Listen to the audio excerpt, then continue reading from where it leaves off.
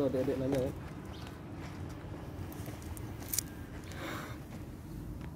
Itu tuh. Itu. Iya. Astaga, dia tak loncat tuh senyum. Iya. Ya Allah. Coba. Boleh nih. Enggak tahu mana ya. Allah alam.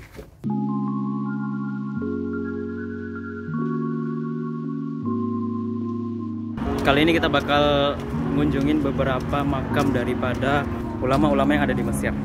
Jangan lupa pakai masker. Let's go.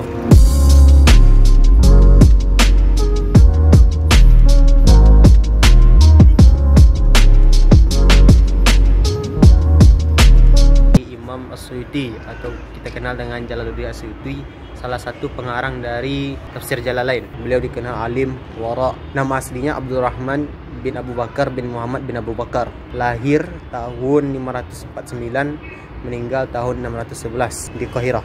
Beliau ini dikatakan sebagai Ibnul Qutub, anak buku. Jadi kata Syekh Ali Jum'ah, jadi Ibnul Qutub nih, ayah Imam Jalaluddin As-Suyuti ini merupakan ahlul ilmu. Jadi ketika beliau mau mutalaah kitab, disuruhnya istrinya yang sedang hamil untuk ngambil kitab. Ketika ngambil kitab, ternyata beliau tuh air ketubannya pecah, kemudian melahirkanlah di dalam maktabah. Karena beliau lahir dalam maktabah, dinamakan beliau Ibnu Qutub. Tapi itu cocok untuk beliau, karena sampai umur 40 tahun, beliau tuh sudah mengarang sekitar 300 kitab. Dan sampai akhir hidupnya pada umur 61 tahun, itu sampai 700 kitab. Beliau tuh mengarang banyak hal. Ada fikih, ada nahu. Nah, beliau mengarang kitab pertama kali yang beliau karang itu umur 14 tahun, itu kitab nahu.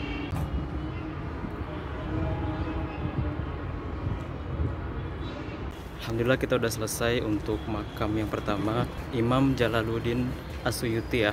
Dan beliau Masya Allah di usianya yang baru 14 tahun itu udah bikin karya loh. Dan juga kitab-kitab beliau yang udah ratusan ya. Kita aja baca buku aja belum sampai ratusan. Ini beliau menulis buku bahkan sampai ratusan jumlah.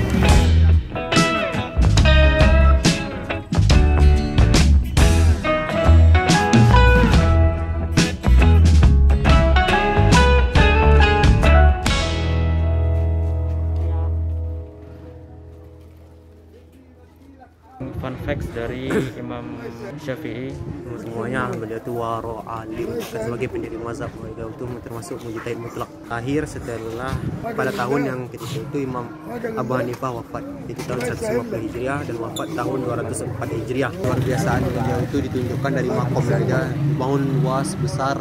Bahkan salah satu bentuk takrim kepada beliau itu adalah diletakkannya kapal di puncak dari makom beliau, di mana kapal itu bisa berjalan di air.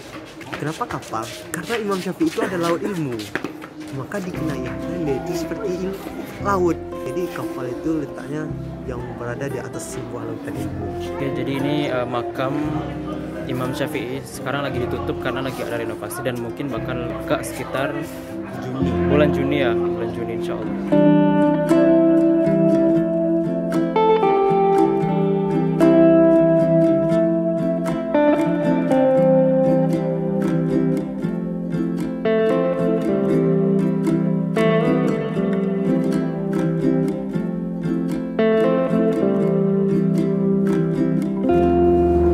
اسمك أبو أحمد ازيك ده اسمه ايه يعني دبو جرب خلاص كده كويس Ternyata di sini juga ada yang main, namanya kalau di tempatku dulu namanya panggalan. Kalau di tempat kalian apa namanya? Tempat Anta apa namanya, Far? Game kayak tadi. Gasing.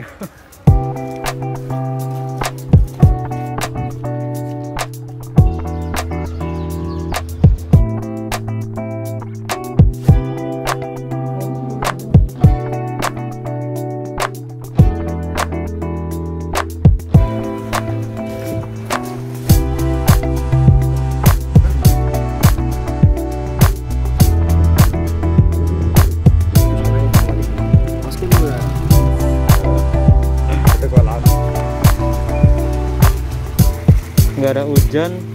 Nama beliau beliau Ibnu Hajar al-Asqalani, salah satu ulama Azhar yang sangat dibanggakan oleh Azhar. Saking bangganya Azhar itu di makam beliau diletakkan turbus. Pokoknya Azhar sangat mengakui beliau sebagai salah satu ulama Azhar. Beliau lahir tahun 773 dan wafat 452 Hijriah. Di antara mu'alafat beliau yang paling terkenal itu adalah Fathul Bari. Fathul Bari itu merupakan syarah paling bagus dari Sahih Bukhari. Beliau ini juga merupakan teladan dari Imam As-Suyuti, seperti yang sudah kita sebutkan tadi. Allahumma asilni ila maqami Ibnu Hajar al-Asqalani, itu kata Imam Suyuti. Jadi beliau itu Imam Suyuti merupakan fans dari Ibnu Hajar al-Asqalani. Hikmahnya adalah kita sebagai seorang penuntut ilmu, kita harus mempunyai seseorang yang harus kita capai, yang harus kita teladani, yang harus menjadi ini nih makom yang akan kita capai. Harus ada.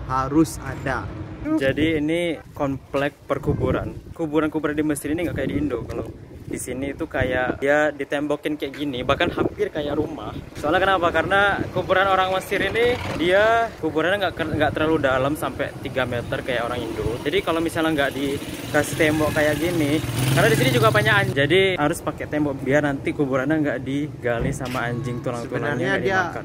Kayak ruangan dan itu dilubangi, tinggal diletakkan aja di ruangan, bukan dikuburin sampai kayak di Indo. Jadi ingat Imam Syafi'i yang sudah dikunjungi tadi punya 4 murid. Yang terkenal tuh yang pertama Imam Buaiti, kedua Imam Muzani, yang ketiga Rabi' al-Muradi, dan yang keempat Rabi' al-Ghizi. Yang kita kunjungi sekarang ini makam Imam Muzani. Pintunya tertutup di sebelah sana, jadi cuma bisa lihat lewat tembok. Imam Muzani sampai dikatakan oleh Imam Syafi'i ini adalah Nasiru Mazhabi, penolong mazhabku. Saking luar biasanya beliau sebagai murid dari Imam Syafi'i. Ini beruntung banget kita ya, pintunya lagi kebuka, jadi kita bisa agak masuk lebih dalam untuk melihat makam dari Imam Muzani. Abah, ingat. Gimana makam Mesir? Gini. Jadi kayak ruangan nanti ke dalam. Ini tangga. Ruangan, dari ruangan nanti letaknya. Makam di Mesir tuh nggak dikubur, cuman diletakin. Ditaruh gitu aja ya. Jadi nggak dikubur gitu. Ini kayak gini deh, datar aja. Kita nginjek mayat, Met. Pen. itu tulangnya tuh. Ih, Bau. astagfirullah. Kan kalau adik-adik nanya ya.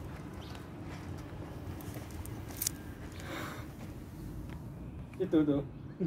Iya. Astaga, dia tak loncat tuh senyum. Iya. Ya Allah. Coba. Boleh nih. Enggak tahu mana ya. Allah.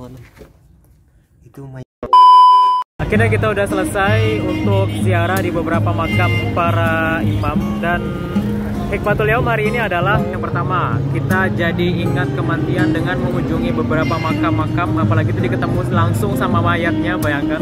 Yang kedua, kita juga kenapa kita berziarah hari ini, karena kita berdoa kepada Allah meminta melalui berkah para ulama-ulama yang ada di Mesir ini, sehingga mudah-mudahan dengan berkah mereka doa kita bisa diijabah oleh Allah Subhanahu wa taala. Hikmah yang ketiga, kita sebagai penuntut ilmu harus punya seseorang yang diidolakan, karena dengan itu akan memacu semangat kita untuk sampai kepada tempat orang yang kita idolakan.